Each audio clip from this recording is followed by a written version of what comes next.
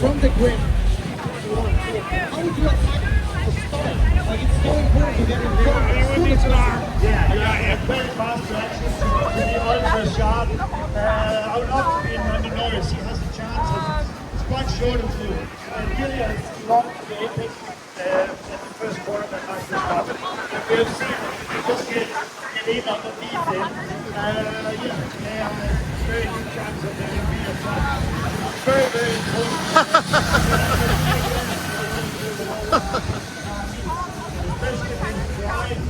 Everyone will fight so hard for turn one. I mean, this is shaping up to be such a great race. You got the top 5 qualifiers who are the second to each other. Williams right behind his 2 tenths back. And then you can see the weather. Who knows what's going to happen? Yeah, it'll be closer. We are watching 125 in the fantastic season. And, Oh, there's the party. just saw that in the sprint race. Now we are doing a good job. Look at this passage here.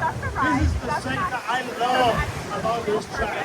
We're coming through into the 4, 5, 6, 7 corners, and they are pulling over 5 Gs. Where Max Verstappen made a difference yesterday in qualifying. Will he be able to uphold that performance pace here over the distance, keeping the tires under control in terms of the tire deck and temperature? I doubt that. I think McLaren's are in a hot seat for putting a lot of pressure on the gas control. There's the pole. And long left-hander here. What a lovely closing corner. Incredibly difficult to get into it.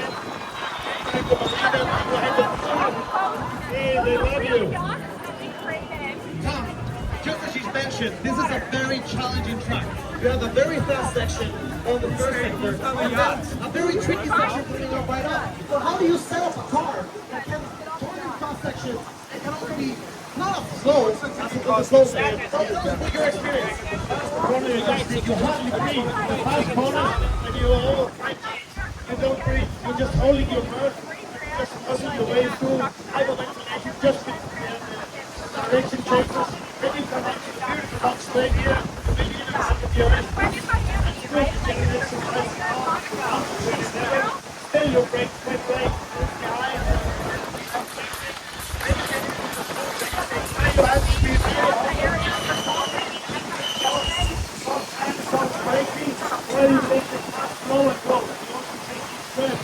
It's unsure. Knowing this driver behind him, it's going to make it short. It's going to use the track limits and going over the curve. Let's wait and see.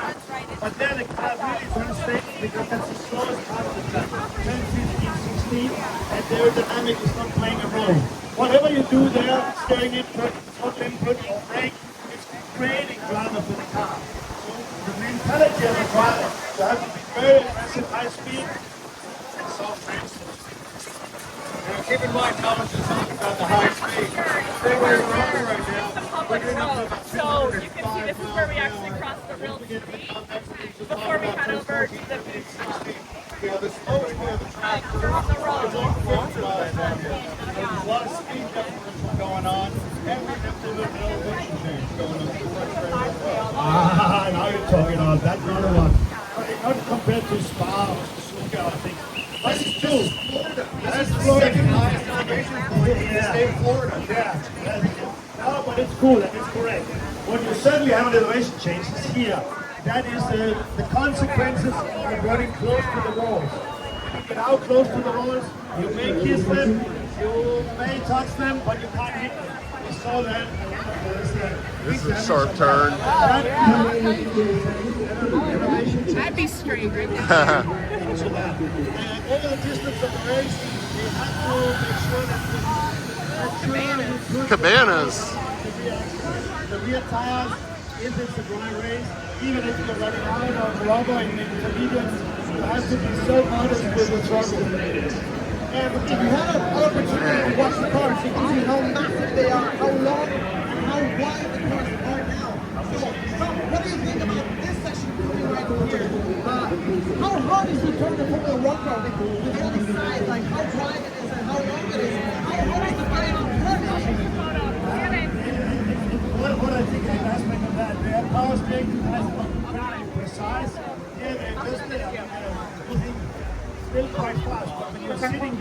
50, 60 centimeters above the ground. The corners are blind. Here we go, yeah, track limits. Hey, everything. right. He leaves the track. He Oh, doesn't we take ran off the track. Who's the Max Verstappen line, right? That's the Verstappen line. Hey, you do that just to make sure that they won't get DRS on you when you are coming out of the slowest corner here, turn 16. And then you get under the bridge, you get very close to the wall. Just move the right side of the wall. There has been plenty of cars in contact. Briefly, more. There goes the straightaway. Before you set yourself up, obviously when you exit down to the straight, it gives you the highest speed on the track going down to 17 and the best chance to overtake. Yeah. That's right, this is the fastest part of the track here. Top speeds are roughly 350 kilometers, about 226 miles an hour coming down here. And as Thomas was saying, into third gear corner, a lot of overtaking, a lot of passing as they go back into the neutral zone here. We're in the DRS zone here, so expect a lot of passing in this section here to set them up. Go back to the last couple of corners, back down the front straightaway to the third DRS zone. We are reaching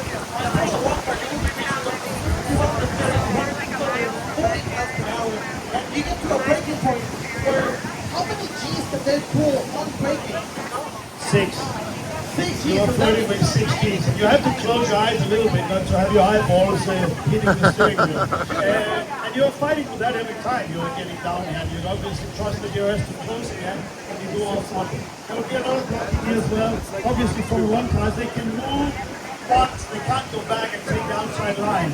So I'm sure that's going to be a setup. If you're already on the inside, they'll go on the outside, and they'll be compromised on the exit here. And then you'll get into the third DRS zone, which you touched on, and you will pass into turn 1 again on another lap. And just for reference, 6 G's, 6 months car weight, pulled forward. So you have to have a very hard horsepower, drivers that are complete athletes with the forces that they have involved in the race behind them. You can't be old, you can't be out of shape. You need to really have done your homework to withstand that lap after lap. I had a chance to go to fire pit 160s. I was blacking out. I was blacking out to do this. 57 laps, lap after lap. It was tremendously hard on the body. Yeah, it is 10 years ago since I retired driving sports cars worldwide. But I tested last year the McLaren. Zach Brown gave me the opportunity down at Red Bull Ring to test the TDC car. What an honor. I mean, you only drive 1,000 kilometers a year with a bottom from a one car. The rest is the simulator. Gosh, I was really, my body was full on, and I only had 2 times 5 laps. I will not be in a position to do a Grand Prix distance on a high level due to my age. I'm trying to be fit, but no, you can't. But age plays a role. You need and there's a lot of things. When it's too old, you can discuss within yourself, but the mind can't overtake the preparation from your body. Bunch of McLaren fans up there. Tom, as we are ready to close the lap, what is your prediction for the race? Yeah, you keep tapping the bell first, that's going to help the Max Verstappen in the web would be tough to beat from the front. There's entrance to If pit it's a lane. race, I think Oscar Piastri will be in the 4th position to do a quite good job. If it's dry, my money is on Lando Norris. I think actually Kimi Antonelli will in the dry race go a little bit back. He will need a little bit more, learn a bit more racecraft with his Mercedes. We saw at the last hot race, which was in Jeddah in Saudi Arabia 2 weeks ago, and he cooked his tires a little bit too much and actually became a little bit of a sitting dog at the front, or the midfield where he was, but now he's at the front. So McLaren have 2 strong and hot irons in the fire here. Max Verstappen, never underestimate him. He takes victories for breakfast. How do you think tire management will be in this Grand Prix where you have humidity reaching up to 70% now, and you may have some rain as well? Rain is unpredictable here. It's really when the rain comes down. You just saw Charles Leclerc crashing on the outlap. You saw, of course, on contact. You also, Carlos Sainz hitting the inside wall on 14. We And you saw even in the pit lane, they couldn't be on the same tarmac at the same time. So drama is up for drama. But all the race, McLaren have the performance. Wow, look at all the action in there. Again, it's just 1 or 2 tenths. And again, it's the closest ever Formula 1 we've seen this year. So we are all fantastic, grateful. So let it roll. Surprises, it's Williams.